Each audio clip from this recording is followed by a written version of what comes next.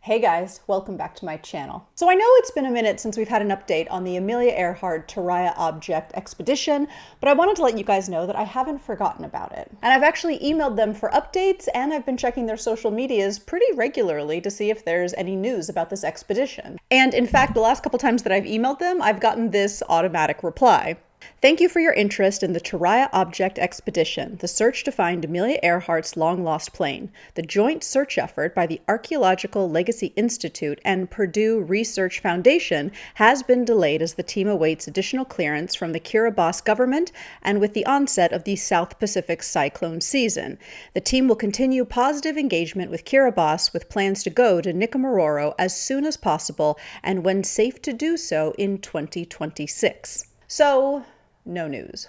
But while we are waiting, I wanted to finally make a video that I've been wanting to make for a while now. Because, as we all know, it wasn't just Amelia Earhart who disappeared in 1937. Her navigator, Fred Noonan, was also on that plane. But how familiar are we with Fred's story the way that we are with Amelia's?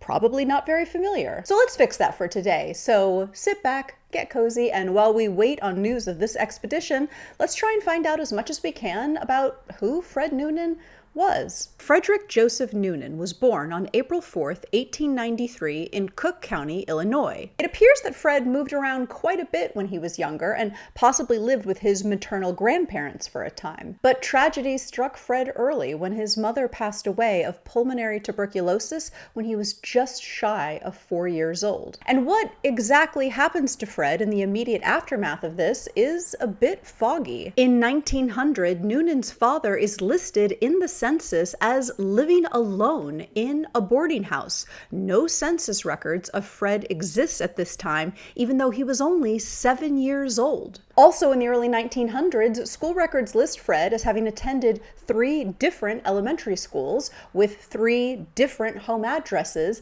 and a different guardian of record each year. And then by his early teens, Fred's father also passed away, so it was a pretty rough start. Eventually, Noonan left Chicago for Seattle, Washington, and in 1910, at the age of 17, he entered the maritime industry as a seaman.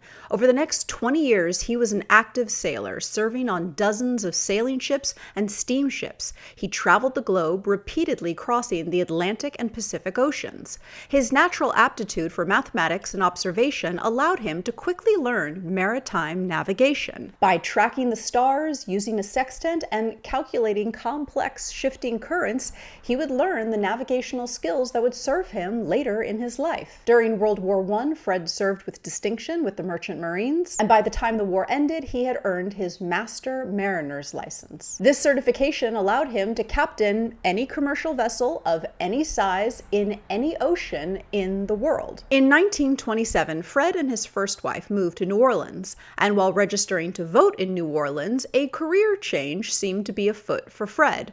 He listed his profession for the first time as Aviator. Now, by this point, Fred had obtained his pilot's license, but according to Tiger, his next-door neighbor, recalled, "I remember when he quit the sea because he wanted to take up aviation, not necessarily as a pilot, but in a navigating capacity." And this career change honestly made sense. By the late 1920s, the shipping industry was changing, and aviation was transitioning from a daredevil hobby into a serious global industry. But early pilots faced a massive problem. They could not fly long distances over water and dark terrain because they did not know how to navigate without landmarks. And Noonan realized that the same celestial navigation principles that he had used at sea could be applied to airplanes. Eventually, Noonan's unique combination of deep-sea navigation experience and piloting skills caught the attention of Pan American, aka Pan Am Airways. Noonan joined Pan Am in the early 1930s during its most ambitious expansion phase, when they were establishing commercial air routes across the Pacific Ocean, connecting San Francisco to Hawaii, Midway Island, Wake Island, Guam, and Manila. And at the time, this was considered nearly impossible. The distances were just too vast, and missing a tiny island refueling stop meant certain death. Pan Am appointed Noonan as its navigation officer for its database of experimental, trailblazing flights. He was tasked with doing what no one had done before, standardizing airborne celestial navigation. And what Noonan was doing was pretty crazy. He had to calculate positions while moving at speeds over 100 miles per hour, far faster than any ship he had ever captained. He also developed precise methods for calculating drift, factoring in how high altitude winds pushed an aircraft off its intended course. But all his hard work seemed to pay off in late 1935 when Noonan served as the navigator for the historic first commercial flight of the China Clipper. The flight successfully charted the entire trans-Pacific route, proving that regular commercial air travel across the world's largest ocean was possible. And for his work, Noonan developed a very good reputation and trained dozens of other Pan Am navigators, creating the rigorous protocols that the airline used for decades. But despite his professional brilliance, Noonan did face a lot of personal challenges, some of which I think are pretty well documented. His first marriage ended in divorce, and Noonan did battle alcoholism, which caused friction with the Pan Am management. Now, Noonan's colleagues always maintained that he was strictly professional at work, but clearly it did cause an issue. By early 1937, Noonan had resigned from Pan Am and moved to California, where he hoped to start a private navigation school. However, shortly after moving to California, he would find himself on the receiving end of a very intriguing offer. By this point, Amelia Earhart was already a world-famous aviator, and she was planning her greatest aviation milestone yet, a 29,000-mile flight around the equator. And Amelia needed a navigator. Her original navigator, Harry Manning, backed out of the project due to scheduling delays and safety concerns regarding the Electra's radio equipment. So Earhart's husband and manager, George Putnam, approached Noonan. And Noonan jumped at the chance. I mean, he knew the Pacific routes better than anyone alive, and he knew that a successful around-the-world flight with Amelia Earhart would serve as a massive advertisement for his planned navigation school, not to mention redeem his reputation. So on May 20th, 1937, Earhart and Noonan took off from Oakland, California to begin their global circumnavigation. And as I've covered in 2 videos before, they made it so far. They had successfully completed over 22,000 of the 29,000-mile journey. Just 7,000 miles remained, and it was all over the waters of the Pacific, Noonan's old territory. But I think we all broadly know how the story ended from there. On July 2nd, 1937, Fred and Amelia took off from New Guinea and were heading towards Howland Island, but they never reached their destination. And what exactly happened to Fred and Amelia has been a source of massive debate.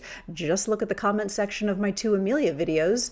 Ever since. Now, because Fred was the navigator, early historical accounts occasionally attempted to blame him for the tragedy, resurrecting rumors about his drinking habits. But modern aviation historians and navigation experts have pushed back on the idea that Noonan was intoxicated or negligent on this flight. Navigating a plane to a tiny island using 1930s technology under heavy cloud cover without a functioning 2-way radio communication was a very big ask for any human being. And what's really sad to me about Fred is that he was an only child and he never had any children. So in the years following his disappearance, there was no one really advocating for Fred. I mean, Amelia Earhart's extended family still speaks to the media to this day, but I think Tiger has tried for years to build out Fred's family tree in the hopes of obtaining a DNA sample, and even they've had no luck. So when I was researching the story, and I know obviously people have made other videos about Fred,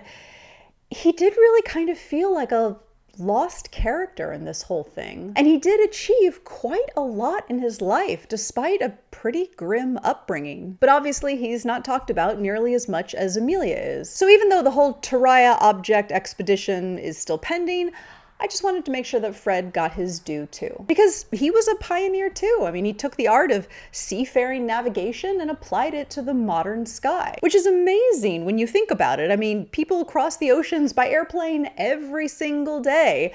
So having these skill sets are, pretty important to have. And Fred was part of that. So what do you guys think? I mean, how much of Fred's story did you know? It's funny sometimes how people just kind of get caught up in history and they fully had their own life going on with highs and lows and dreams and ambitions, and all of it kind of gets swept up in the moment of this huge story. So I'm happy to tell Fred's story today, and I hope I'm not the last one to tell it. Okay, that's it for now. Of course, I will continue to monitor the Amelia Earhart Taraia object expedition and let you guys know if I hear any updates. Thank you so much for watching, and as always, I will see you in the next video.